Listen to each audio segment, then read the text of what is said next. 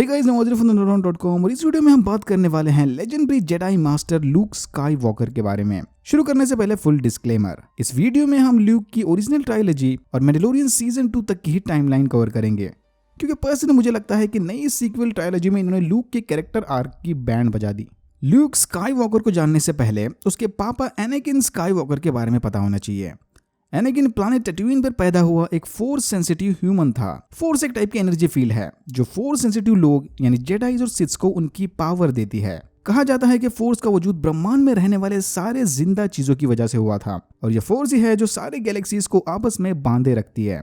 इसीलिए ये लोग बार बार may the force be with you बोलते हैं, क्योंकि इनकी रियलिटी में गॉड वगैरह नहीं होते, सिर्फ फोर्स है। Jedis light side of the force use करते हैं और Siths dark side of the force. Light और डार्क के बीच में बैलेंस रखना जरूरी है। भविष्यवाणी के हिसाब से आगे एक ऐसा बंदा आएगा जो फाइनली इस फोर्स को बैलेंस कर देगा, द चोजन वन। एनाकिन का जन्म बड़े ही मिस्टीरियस तरीके से हुआ था, मतलब उसका कोई फादर नहीं था। बहुत सारे रिलीजन में आपने ऐसे प्रॉफिट्स के बारे में सुना होगा जो बिना फादर के पैदा हुए थे। उनका जन्म मानो एक टाइप का कुदरत का करिश्मा था। इनकी यूनिवर्स में फोर्स अपने यूजर्स के साथ मिडिक्लोरियंस पार्टिकल्स के थ्रू कम्युनिकेट करती है। ये एम काउंटी डिसाइड करता है कि उस बंदे या बंदी का फोर्स के साथ कितना स्ट्रॉन्ग कनेक्शन है। जैसे ही जेडाई मास्टर क्वाई-गॉन जिन को एनाकिन के बारे में पता चला, वो फौरन समझ गए कि इस बच्चे में जरूर कोई खास बात है।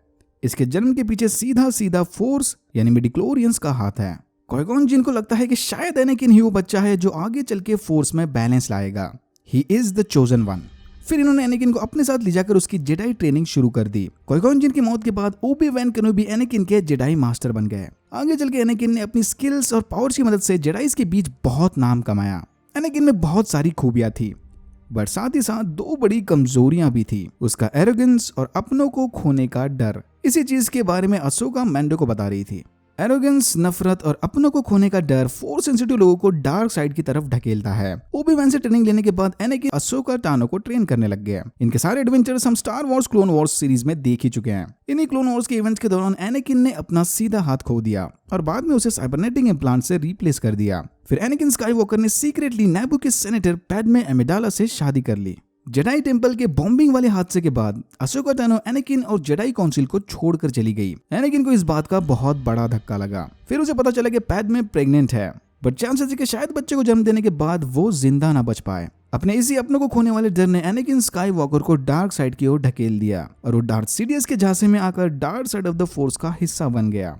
जैसे ही पैडमे को पता चला कि एनाकिन डार्क साइड की ओर चला गया, उसने गम के मारे अपना दम तोड़ दिया। ये वही टाइम है जब डार्क साइड वाले एनाकिन स्काईवॉकर ने जेडाई काउंसिल के सारे यंगलिंग्स को मार दिया था। टाइमलाइन के हिसाब से ग्रोगू एकेए बेबी योडा को भी यही होना चाहिए था, बट उसे किसी ने एनाकिन के मास मर्डर से बचा लिया। फिर प्लैनेट मुस्तफार पर ओबी-वैन के साथ लड़ाई में एनाकिन बुरी तरह हार गया। ओबी-वैन ने इसके बचे कुचे हाथ पैर भी काट दिए और उसे लावा के पास मरने के लिए छोड़ दिया। ओबी-वैन के वहां से जाने के बाद डार्थ सीडियस ने बचे कुचे एनाकिन को साइबरनेटिक सूट पहनाकर उसे डार्थ वेडर बना लिया। वेल, टेक्निकली एनाकिन डार्क साइड को एक्सेप्ट करते ही डार्थ वेडर बन गया था, बट कंफ्यूजन कम करने मैं बस इसके पियानो ब्लैक सूट वाले वर्जन को ही डार्थ वेदर बुलाऊंगा। ओके, एनाकिन की तो इतनी लंबी चौड़ी कहानी सुना दी, बट इसका लूक स्काईवॉकर के साथ क्या कनेक्शन?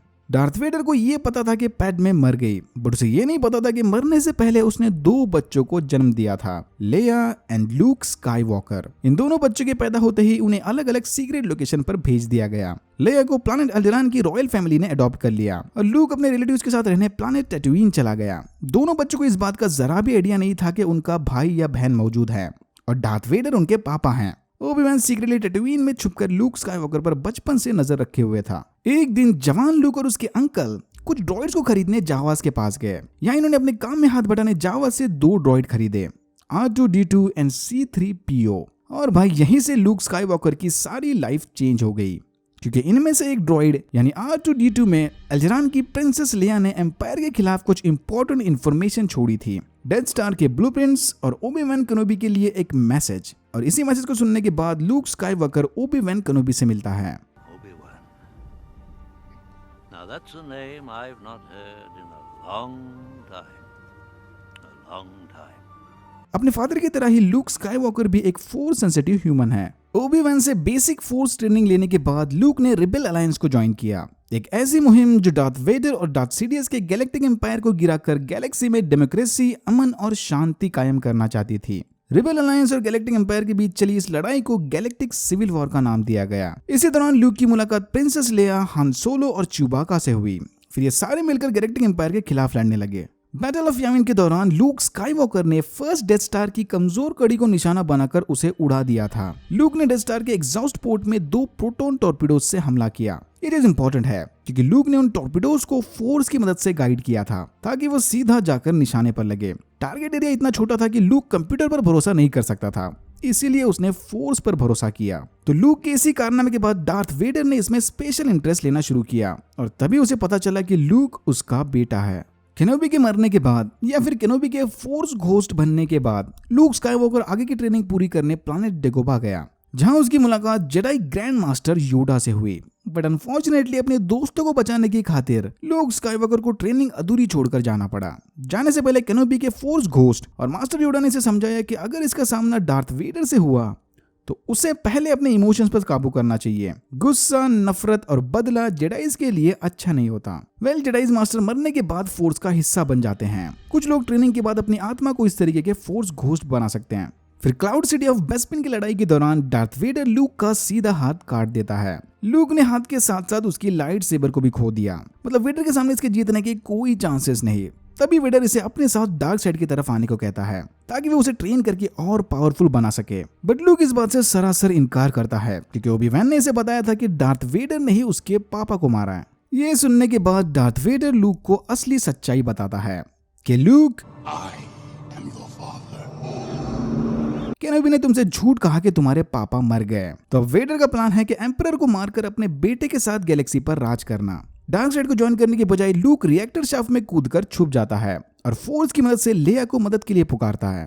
थोड़ी देर बाद लेया, लैंडो और च्यूबाका मिलेनियम फाल्कन की मदद से लूक को वहां से भगा ले जाते हैं और इसे नया साइबरनेटिक हाथ देते हैं।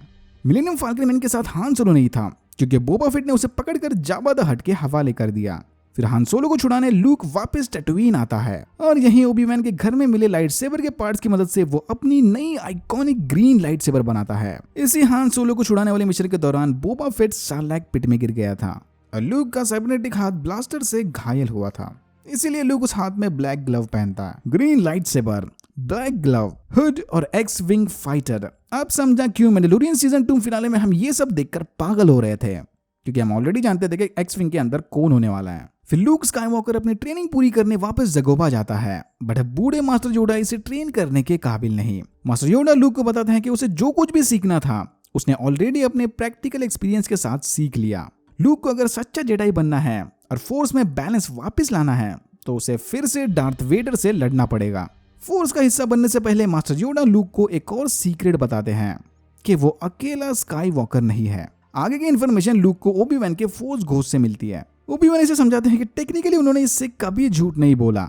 एनाकिन के डार्क साइड में जाते ही उसके अंदर की सच्चाई मर गई। तो एक हिसाब से डार्थ वेडर ने अच्छे एनाकिन स्काईवॉकर को मार डाला। यहाँ लूक को यह भी पता चलता है कि उसकी एक ट्विन बहन है। लूक फौरन समझ जाता है कि ओबी-वैन लेया की बात कर रहे हैं, बट अगेन फोर्स में बैलेंस वापस लाना है तो लूक को डार्थ वेडर से लड़ना ही पड़ेगा।